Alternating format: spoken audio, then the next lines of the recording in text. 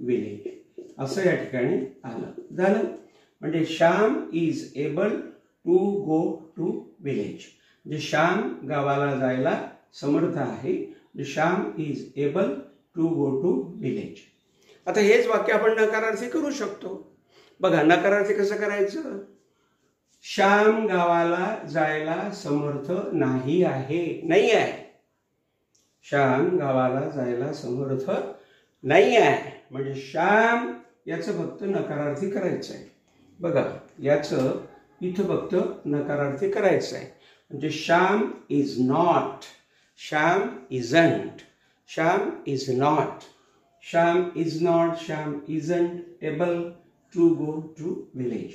म्हणजे श्याम गावाला जायला समर्थ नाही आहे. तर अशा प्रकारे आपण उत्तम प्रकारची इंग्रजी लिहू आणि बोलू शकतो. हेच